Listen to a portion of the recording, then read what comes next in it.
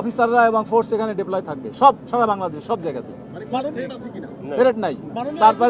Threat নাই, তারপরেও আমি জনগণকে মেসেজ দিতে চাই বাংলাদেশ পুলিশ তৎপর, কোনো অনাকাঙ্ক্ষিত ঘটনা, কোনো অন্যায়, কোনো কিছুর সাথে কম্প্রোমাইজ নাই।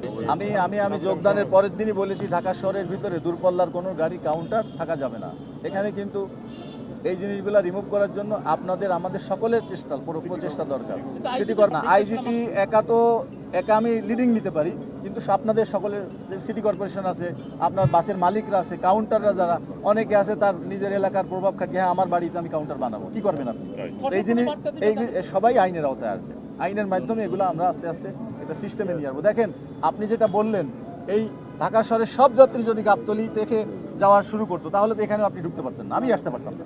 তাহলে এটাতে কনসেন্ট আপনি এটা করে ডিসেন্ট্রালাইজ করে দিতে হবে। একমুখী মানে এক সেন্ট্রালাইজ হলে ওখানে কিন্তু প্রবলেমটা বেশি হয়। আপনি ম্যানেজমেন্ট করতে পারতেন না, এখানে পারতেন। আমি বলি আপনাদের সাথে কিন্তু এখানে ম্যাজিস্ট্রেটও আছে, মেট্রোপলিটন ম্যাজিস্ট্রেট।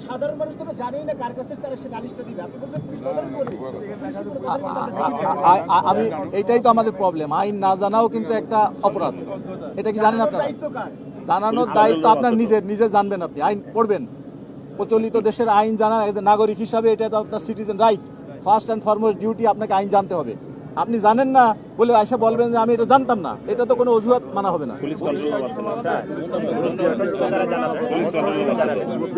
কন্ট্রোল রুম আছে, বিআরটি আছে। না, এই জন্যই কিন্তু আমি বলেছি একটা প্যাকেজ প্রোগ্রাম, যে সাংবাদিক, পুলিশ, আমাদের সকলে যারা জড়িত আছে সবারই কিন্তু এই বিষয়গুলো টুকিটাকি জানা দরকার। আর সবাই যে সব বিষয়ে এক্সপার্ট হবে তাও কিন্তু নয়।